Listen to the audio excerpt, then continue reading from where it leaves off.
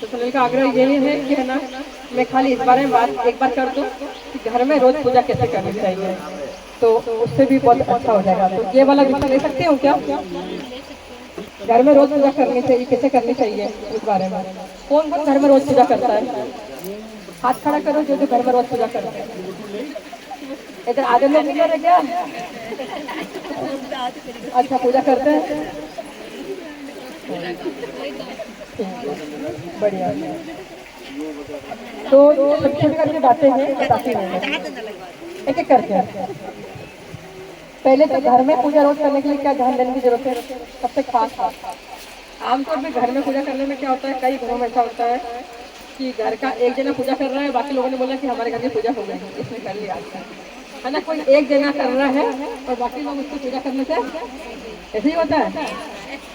अब ऐसे घर में कोई एक जना भोजन कर ले तो बोले बाकी लोग काम चला ले, कोई एक जना कपड़े पहन ले तो बाकी लोग काम चला ले, ऐसा होगा क्या? नहीं होता। एक जना कपड़ा पहन ले और अच्छे गहने कपड़े सब पहन ले और बाकी लोग ऐसे घूमे, होगा क्या? सबको अपने कपड़े पहनने पड़ेंगे ना। एक जने को बढ़िया गहना पहना दो, बहुत अच्छे कपड़े पहन के रोज बैठा रहे, तो बाकी लोग ऐसे कैसे? नहीं होगा। एक ही जना खाना खाए और बाकी सब लोग नहीं खाए, होगा क्या? नहीं होगा। इसलिए घर के अंदर घर के भगवान है, वो तो बात सही है, घर का मंदिर है, कोई एक पूजा कर ले, पर हर व्यक्ति को उसकी पूजा ही लगेगी। कोई यूं कर सकता है कि माँ अधिक पूजा करे, प्रार्थना करे तो उसकी पूजा का कुछ फल उसको मिल जाएगा बेटे को, पत्नी करेगी तो कुछ फल पति को मिल जाएगा, पर वो उसकी प्रार्थना के फल से। पर आमतौर पे जैसे अपना खाया अपने शरीर को लगता है, उसी प्रकार अपनी पूजा अपने को, हाँ, तो पूजा सबको ही करनी होती है। एक जना कर ले और हो गया काम, तो जैसे खाने का बिना नहीं होता ऐसे सभी को करना है। ये कर सकते हैं कि कोई लोग थोड़ी मात्रा में पूजा करे, छोटी मात्रा में, थोड़ी छोटी लघु पूजा करे, कोई बड़ी पूजा करे, पर पूजा तो सबको ही करनी चाहिए, है ना। जब आप सड़क पर पैदल जाओगे, गाड़ी से जाओगे, तो आपका जो आशीर्वाद है, जो रक्षा कवच है, वो आपके सदन हाथ में जाएगा। घर से पूजा करके निकले तो अपने बच्चों के लिए, बच्चे घर में पूजा करके निकले तो उनके पर रक्षा कवच रहेगा। विशेष तौर पर पुरुष लोग घर से पूजा करके बाहर निकलते हैं तो घर के देवता का विशेष रक्षा कवच के साथ में चलता है। महिलाएं तो घर में रहती है तो उनकी पूजा का अधिकांश महिलाएं जो रहती है बाहर जाती काम करती है, उनके लिए भी वही वाली बात है। तो जो घर पे रहती है तो उनका पूजा का जो फल होता है वो घर के अंदर दिखाई देता है, घर के सुख में, शांति में, संपन्नता में उन महिला की पूजा का जो गृहिणी है उसकी पूजा का फल दिखाई देता है। और बाकी सबके जीवन में उनकी अपनी अपनी पूजा ही फल है। बच्चों को भी सिखाओ कि तुम्हें अपनी पूजा करनी है। कभी कोई विशेष अपवाद हो, बीमार हो गए, कहीं यात्रा में हो गए, कोई बहुत किसी चीज के लिए जल्दबाजी में है, तो घर का एक सदस्य पूजा कर रहे हैं, पर सामान्य दिनों में ऐसा नियम नहीं होना चाहिए। अगर पर्व है, उत्सव है, जैसे होली है, दिवाली है, जन्माष्टमी है, शिवरात्रि है, तो पूरा कुटुंब बैठ के पूजा करें, पूरा कुटुंब बैठ के पूजा करें, घर के सब लोग एक साथ बैठ के पूजा करें। नित्य पूजा है तो सब लोग अपने अपने समय से कर लें, थोड़ी बहुत ही सही हर सदस्य करें। और कोई आपातकाल है, कोई ऐसा है कि किसी वजह से नहीं कर पा रहे हैं, तब घर का कोई एक सदस्य पूजा करते हैं, तो सबको अपनी अपनी पूजा करनी चाहिए। तो ये तो पूजा के बारे में नियम हुआ। अब दूसरा था पूजा का क्रम। पूजा क्रम छोटे से लेकर बड़े तक होते हैं। नित्य पूजा, नैमित्तिक पूजा, पर्व पूजा, विशेष पूजा, कामना सकाम पूजा अलग अलग होती है। मैं आपको तो पूजा के बहुत सारे प्रकार होते हैं। पंचोपचार पूजा होती है, दशोपचार होती है, षोडशोपचार होती है, राजोपचार होती है। पंचोपचार का मतलब है 5 चीजें चढ़ाई हुई पूजा हो गई, 5 चीजें। दशोपचार 10 चीजें चढ़ाई, षोडशोपचार 16 चीजें चढ़ाई। राजोपचार पूजा उसमें 100 से ऊपर चीजें भगवान को अर्पित करते हैं, है ना। जैसे अभी 56 भोग लगाए तो ये राजोपचार पूजा के आसपास हो गया। 56 तो भोग लगाया, उसके अलावा दिया लगाया, फूल दिया चढ़ाया, अगरबत्ती लगाई, बहुत सी चीजें हमने और करी, आरती करी, ये सब चीजें करी, कुमकुम, हल्दी, तो सब मिला के राजोपचार पूजा हो गया। है ना, सारी चीजें आखिरी तक मिला करके राजोपचार पूजा में बन जाती है। तो मैं आपको घर की पूजा के लिए तो सबसे छोटी पूजा होती है पंचोपचार पूजा, वो समझ देती हूँ कैसे करनी है। हम लोग घर में पूजा करते हैं तो कैसे करते हैं, क्या होता है? आमतौर पर ये होता है कि दिया खिला, अगरबत्ती लगाई, भगवान को नहलाया, तिलक लगाया और आरती करनी है तो करती करी, नहीं करी हो तो फिर वो क्या कुछ भोग लगाया, खुद के तिलक लगाया, प्रणाम कर लिया। उसके बाद में किसी को कोई मंत्र पाठ करना होता है तो वो बोल दिया और भोग दिया। ये होती है ना, यही करते हैं सब लोग, ऐसे करते हैं। तो लगभग सही है, बस क्रम को थोड़ा सही करना है। पूजा लगभग यही होती है, पंचोपचार पूजा कहते हैं 5 चीजों के साथ के अंदर, तो लगभग पूजा यही होती है, बस क्रम थोड़ा सही कर देना। मैं आपको क्रम याद करा देती हूँ। क्रम कैसा है? पहला सुनने में बड़ा लगेगा पर छोटा है। वीर कुएं को उधर जा रहा बच्चों का नाम है 5-7 मिनट के अंदर ही होता है। सुनने में लगेगा तो बहुत बड़ा लगेगा, पर अभ्यास हो जाएगा तो 5-7 मिनट के अंदर ही पूजा हो जाती है। तो सबसे पहले पूजा के अंदर जो 5 द्रव्य मैं पहले बता देती हूँ कि जिनको आपको रखने की जरूरत होती है। सबसे पहला जो प्रधान चीज है होती है वो है जल। जल होता है पवित्र, पवित्रता लेकर के आता है। तो महाराज जी मुझे पूछ रहे थे कि पंडित जी ऐसा करके जल करते हैं, पवित्र करते हैं, तो जल तो खुद पवित्र है, तो पवित्र करने की जरूरत है क्या? जल को पवित्र नहीं करते, जल उस सामग्री को और अपने को पवित्र करता है और हमारे मन को शुद्ध करने के लिए होता है। तो ये है कि अब ये जगह और हम लोग शुद्ध हो रहे हैं, तो खुद को शुद्ध करने के लिए होता है।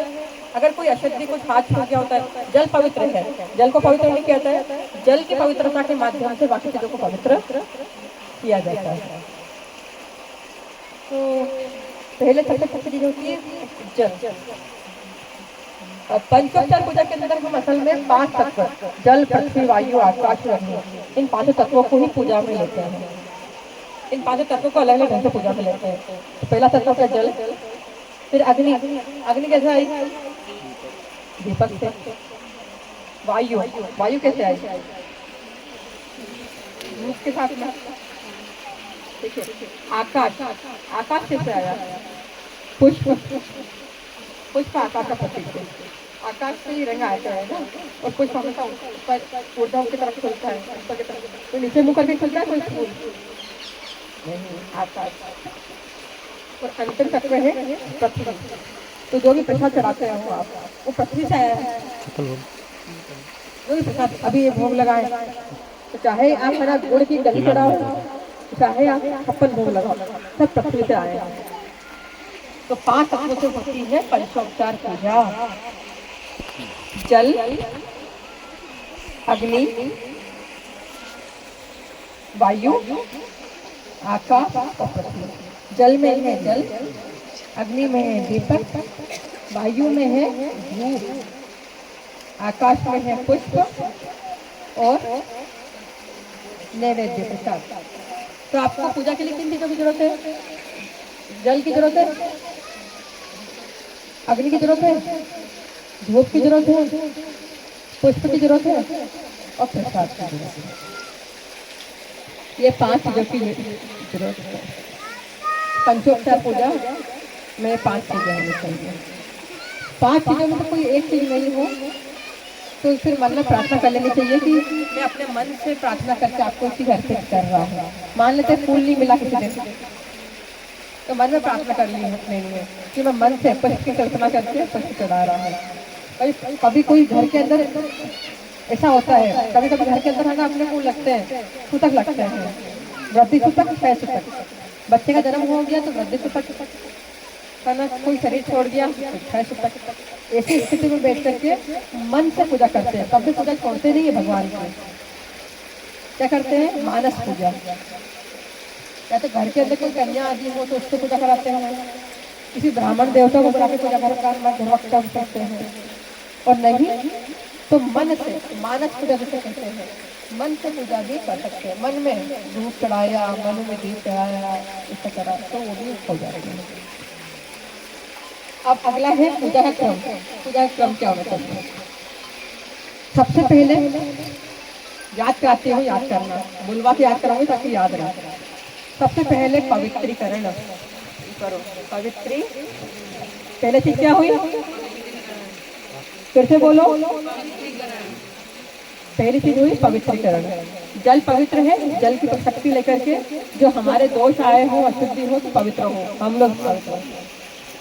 पहला पवित्र जल छिड़का, ऐसे मृग मुद्रा बनाई हाथ से, जल छिड़का। दूसरी चीज होती है आचमन।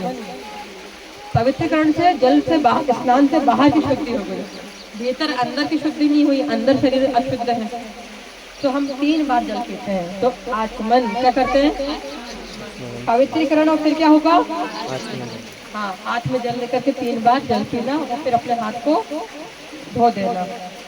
पवित्रीकरण और आचमन। इसके बाद में ज्यादातर लोग घरों में क्या करते हैं, सब जगह पूजा करने के अंदर क्या करते हैं, भगवान को तिलक लगा लेते हैं, पूजा होती है, लास्ट में पूजा खत्म हो जाती है, फिर आखिर में खुद को तिलक लगाते हैं। ऐसा होता है? पूजा के अंदर असल में तिलक खुद को पहले लगा जाता है। भगवान का तिलक अलग रखता है और खुद को रोज तिलक करना जो होता है वो रोज अलग रखता है।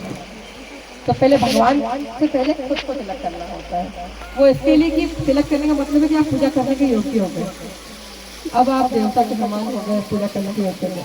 खुद को तिलक हाथ धोया। पहले अपन अपने आप को तैयार कर रहे हैं पूजा के लिए। पवित्रीकरण, आचमन, तिलक। उसके बाद में फिर है ना आंतरिक शुद्धि के लिए, विचार की शुद्धि के लिए, हमारे विचार भी शुद्ध हो, उसके लिए अपने को करना पड़ता है 3 बार प्राणायाम। क्या करना पड़ता है? इससे विचार की शुद्धि हो, बाहर के शरीर की शुद्धि हो गई जल से, भीतर की शरीर शुद्धि हो गई आचमन से, तिलक करके योग्यता हो गई। तो साथ में किया जाता है प्राणायाम। 3 बार प्राणायाम करना पड़ता है। प्राणायाम में क्या होता है? मन में कोई मंत्र बोलते प्राणायाम करते हैं। जैसे आपके जो भी इष्ट देवता हो, शिव जी है तो ओम नमः शिवाय बोलते हुए मन में ओम नमः शिवाय बोलते प्राणायाम करो। इससे विचार भी अपने शुद्ध हो जाते हैं, अब पूजा के लायक हो गए। फिर से क्रम बोलते हैं, पवित्रीकरण बोलो, फिर आचमन के बाद तिलक के बाद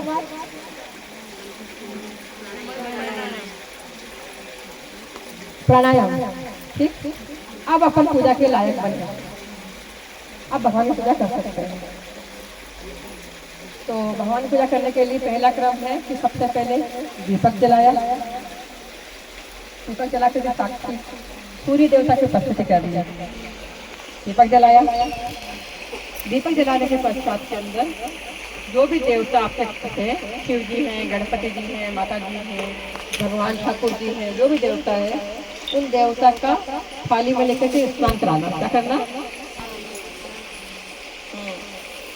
दीपक जलाया, देवता को प्रणाम किया, फिर देवता को सीधे लेकर के स्नान कराया।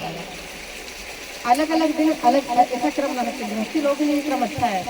सोमवार के दिन शिव जी का अभिषेक किया, बुधवार के दिन गणपति जी का अभिषेक किया, गुरुवार के दिन ठाकुर जी का विष्णु जी का अभिषेक किया, शुक्रवार है रविवार को माता जी का विशेष अभिषेक किया, शनिवार को अपने इष्ट देवता का किया। सभी देवताओं को जल चढ़ाना जो आपके पूजा के घर में हो, मंदिर में हो। और उसी दिन सोमवार के दिन शिव जी का देवता का अभिषेक किया। वो तो मामा ने करने का मतलब है जो भी मंत्र आपको आते हैं वो बोली चल रहा है। इंडिया का मैच है, ओम नमः शिवाय, इंडिया का मैच चल रहा है। विष्णु जी को ओम नमो भगवते वासुदेवाय बोल के चढ़ाया। माता जी को ओम ऐं क्लीं चामुंडाय विद्महे, या जो भी माता जी का नाम लेकर आप लोग ले सको वो करके। अगर कोई पाठ आता है तो पाठ बोलते हुए भी जल चढ़ा सकते हैं। तो हर दिन अलग अलग देवता का विशेष स्नान कराना और बाकी सब देवताओं का सामान्य स्नान कराना। सब देवताओं को एक साथ में थाली में लेकर के स्नान करा सकते हैं, एक साथ में एक बार से।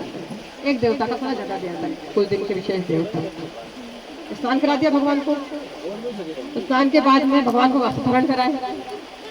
ठीक है, वस्त्र धारण कराने के बाद में भगवान को क्या करना है? सबसे पहले तिलक।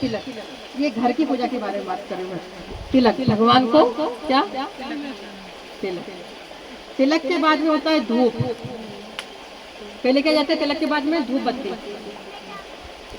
है ना। अगर आप घर में धूप करते हो तो वो धूप बत्ती, तिलक के जस्ट बाद में धूप, धूप के बाद में धूपम आग्रपयामि दीपम दर्शयामि संदर्शयामि, तो धूप धूप दिखाई, धूप के बाद में आपने दीपक दिखाया भगवान को, धूप दीप, धूप और दीप के बाद में नंबर आता है नैवेद्य का, किसका आता है? हाँ, प्रसाद का। क्रम को फिर से याद करते हैं। पवित्रीकरण क्या?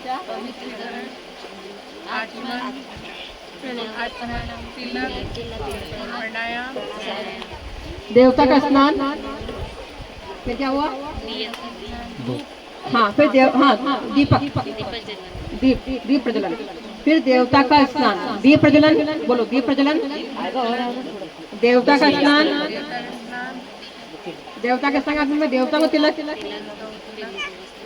देवता को तिलक के बाद में धूप, धूप के बाद में दीप, फिर से दिखाना दीप जो चल रहा है दीप, या फिर नया दीपक लगा सकते हैं, धूप दीप, फिर नैवेद्य, नैवेद्य कैसे लगाते हैं? प्रसाद रखा, प्रसाद के चारों तरफ थोड़ा सा जल छिड़का और प्रार्थना करिए, भगवान आप रोक लगाओ, 5 वाले ऐसे करके हाथ से भगवान को दिए, नहीं तो प्रार्थना करोगे तो जैसे लगा कर सकते करो, 5 ग्लास फिर हो गया, भगवान का भोग हो गया। भोग के बाद में आचमनी से आपको जल चढ़ाया, 3 चम्मच जल, हाथ धुलाने के लिए, मुख धुलाने के लिए और पीने के लिए 3 चम्मच जल आचमनी के सामने भगवान को चढ़ाया। ठीक है, अब क्या हो गया? देवता का स्नान हो गया, देवता का श्रृंगार हो गया, तिलक हो गया, तिलक के बाद में फिर धूप दीप हो गया, धूप दीप के बाद क्या हो गया? नैवेद्य हो गया। और अब जो आरती करने वाले लोग हैं वो छोटी आरती कर सकते हैं, आपके पास टाइम है तो बड़ी आरती करो, नहीं तो केवल ओम नमः शिवाय मंत्र बोल करके ओम नमः भगवते वासुदेव, जो दीप जल रहा है उसी दीप को लेकर के ऐसे घुमा करके 5 बार आरती भगवान की कर, आरती हो गई। ठीक है, आरती करने के बाद में फूल जो है वो चढ़ा दिया। अपन श्रृंगार के समय में फूल चढ़ाएंगे भगवान को, जब सजाओगे आप तब भी फूल चढ़ाओगे, श्रृंगार करोगे, उनको तैयार करोगे, बाद में पुष्पांजलि, लास्ट में भी आरती के बाद फूल है ना, और खड़े होकर अपनी जगह पे खड़े होकर परिक्रमा कर लेना। ठीक है, धूप दीप नैवेद्य आरती पुष्पांजलि और परिक्रमा, फिर प्रणाम करा और क्षमा प्रार्थना करी, और उस दिन के लिए कि मेरा आज का दिन अच्छा रहे, मेरे परिवार के सब लोग आज के दिन कुशल रहे, मेरे परिवार में आज के दिन कोई अमंगल, ये प्रार्थना करनी। और अब बैठ कर अगर कोई पाठ करते हो, कोई चालीसा पढ़ते हो, हनुमान चालीसा पढ़ रहे हैं, दुर्गा चालीसा पढ़ रहे हैं, कुछ पाठ कर रहे हैं, कोई जप कर रहे हैं, तो ये सब करने के बाद में आखिरी में क्या करना? जो भी पाठ पूजा अपनी करते हैं वो करना, नहीं करते तो कोई बात नहीं, करते हो तो फिर उसके बाद में करना। और फिर 1 चम्मच में जल देकर भगवान को चढ़ाना और कहना ब्रह्मार्पणम अस्तु, बोलना क्या बोलना? ब्रह्मार्पणम अस्तु, मतलब अगर ऐसा ब्रह्मार्पणम भूल जाओ तो ये बोलना भगवान पूजा आपको अर्पित है, ये सब कुछ आपको, बस पूजा पूरी हो गई। आसान, कठिन है क्या? ये शास्त्र विधि से पूजा है, सही विधि है। याद कर ले एक बार क्रम, फिर से याद हो गया वैसा सबको, एक बार फिर से रिवीजन कर लेते लास्ट से एग्जाम फिर एग्जाम लेती हूँ, एक रिवीजन करा देती हूँ फिर सबका एग्जाम। सबसे पहले क्या? पवित्रीकरण के बाद में आचमन के बाद तिलक के बाद में प्राणायाम के बाद में देवताओं का के लिए दीपक प्रज्वलित करना, दीप, दीप के बाद स्नान, स्नान के बाद भगवान का श्रृंगार जो भी करना हो श्रृंगार। ठीक है, फिर भगवान को तिलक, तिलक के बाद भगवान तिलक के बाद क्या? धूप, सबसे पहले धूप, ये याद करो, धूप, धूप के बाद फिर से दीपक दिखाया, धूप दीप, धूपम अग्रपयामि दीपम संदर्शयामि नैवेद्यम निवेदयामि, तो धूप दीप, दीप के बाद में क्या? नैवेद्य, प्रसाद, नैवेद्य, नैवेद्य के बाद में फिर आरती होती है, तो करना हो आरती पूरी करो, नहीं तो दीपक लेकर के निकल। आरती, आरती के बाद में फिर क्षमा प्रार्थना हो, प्रणाम, फिर कोई पाठ आदि करना हो, और आखिरी में आचमनी में एक चम्मच जल लेकर के ब्रह्मार्पणमस्तु। हो गया। अब लो एग्जाम, पीछे वालों को पहले ले लेते हैं।